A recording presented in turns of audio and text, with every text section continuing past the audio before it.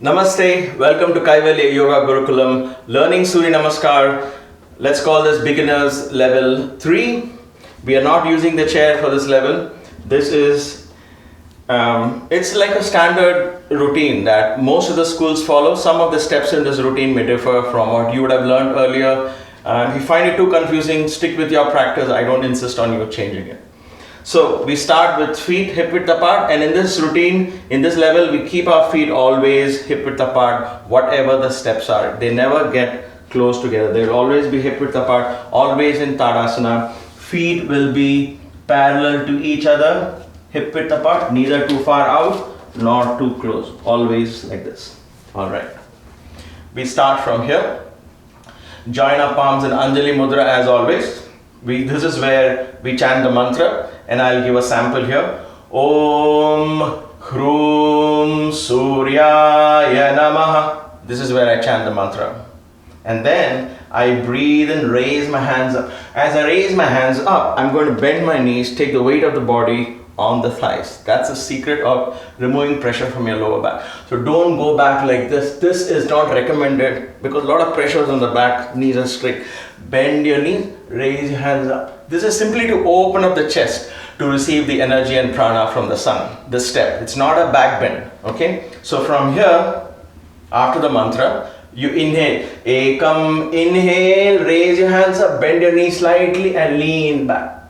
And then with your knees bent, Dve, breathe out, nicely bend your knees, place your palms on either side of your feet, your fingertips, tips of your toes, all of this in one line, like this. You can bend your knees all the way, okay? And then Trini, you take your right foot back to begin with. Place your right knee on the floor, point your right toes out. Watch my knee on the floor, toes pointed out. You're looking up. Now this hip here, you're not like this, watch my back, you're not like this, you're driving your hip, you are looking up. Now initially if your hand comes up, that is fine. Like in other words, if your palms are not on the floor and if it comes up, don't worry about it. Just try and drive your hips on the ground, towards the ground, forward like this, look up.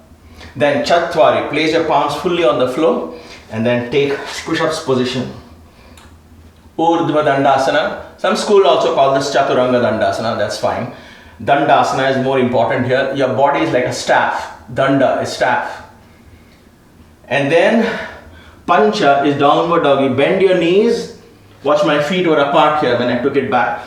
Then you bend your knees. You're going to drive your seat bone up to the sky. You're going to drive your chest towards your feet. Not down here, but here. So you drive your seat bones up. Drive your chest down. Arching your back. Lengthening your spine. Your neck is loose, Adho Mukha Svanasana. And then from here comes Shashtanga Namaskarasana. You place your knees on the floor. Your toes are already on the floor. So toes, knees, then you place your chest on the ground and your chin on the ground. Elbows close to the body, chin on the ground. So you don't want to be collapsed like this. You want to keep your knees, chest and chin. Shashtanga Namaskarasana. Now in advanced practice, another level here is you can press your forehead on the floor if you wish to. This might be a little too much for somebody, so you can keep your chin or you could press your forehead on the floor. And then Bhujangasana, now you rest fully on the ground, turn your toes out and come up. You breathe in, Sapta, you breathe in and come up. So here you don't come up all the way, okay? Your belly button should be in touch with the floor. The belly button. Why? Because in Bhujangasana, you're working on the middle and the upper back. Urdhva Mukha Svanasana, you're working on the lower back. This is a different level of Suryanamaskar. So now, just keep your belly button on the floor, come up. This is all. Elbows close to the body, toes pointed out. And then from here, again back to Adho Mukha Svanasana. Come up and go into downward dog. Now, step 9, you took your right leg back. So, bring your right foot forward. In step 3, you took your right leg back. So, step 9, bring your right foot forward. So, it is the other way around. Right? In step 3, you were like this. Your left foot was forward, you took your right foot back. Step 9, After Adho Mukha Svanasana, you bring your right foot forward. Keep your left foot back. Everything else remains the same. You're driving your hip down towards your feet like this. So you're not hunching your back. Now if you're like this, slowly begin. Get height. Keep your fingertips on the floor. Drive. Okay? And then slowly come up. Now when you bring your feet all the way from here, like this, you'll get stuck here, most probably halfway. What do? Rest. Rest your knee on the ground. Grab this foot. Bring it forward. Okay, let me show you the other leg. So suppose you're bringing your left foot forward.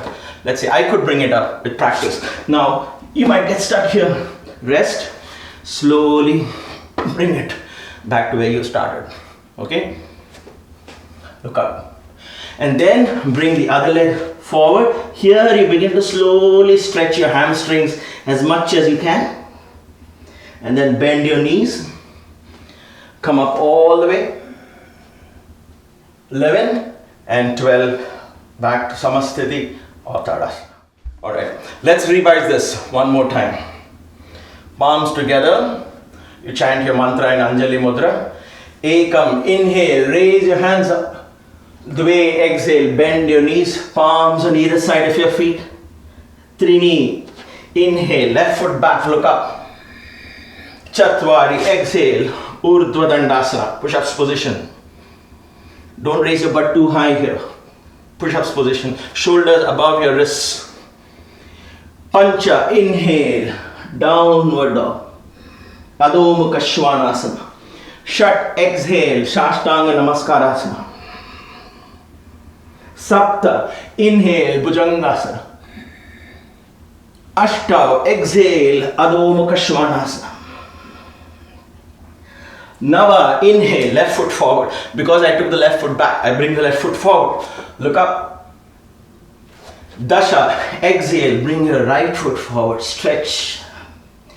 Ekadasha, inhale, knees bent, come up. Dvadasha, exhale into Tadasana. So, before you get down to this practice, this could be quite intense for people. So don't rush into this practice right away, because when you are bending down, reaching out, or bringing your feet forward all the way from here, all this is difficult. So you might find it too overwhelming and you might be discouraged and you might give up the practice. So don't do that. Stick to level 1 and level 2.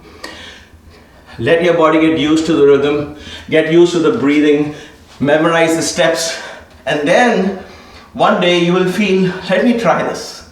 So then make mistakes, but be clumsy, doesn't matter. But get these 12 positions, slowly sneak it into your practice. Don't be too religious about your practice. In other words, don't be too fanatic in the sense, oh, I need to do it. If I go wrong, if I miss something, oh my God, my practice is gone. And then you get so discouraged, you give up altogether. Now Patanjali warns against this very weakness or this danger. He says, don't go so fast, or don't begin to do some things that hurt you and then you blame the practice and back off. Practice very slowly. Slowly sneak this in. We learn to walk slowly. We learn to eat slowly. We learn to speak slowly. So take in that same pace, engage into this asana practice slowly, into this kriya practice. This is more of a kriya because you're constantly moving. Kriya. Memorize the steps, get the breathing in order with the steps. So, and then you'll begin to enjoy this practice. So this is level 3. We will do a do along video where you can practice along. Thank you for watching. Namaste.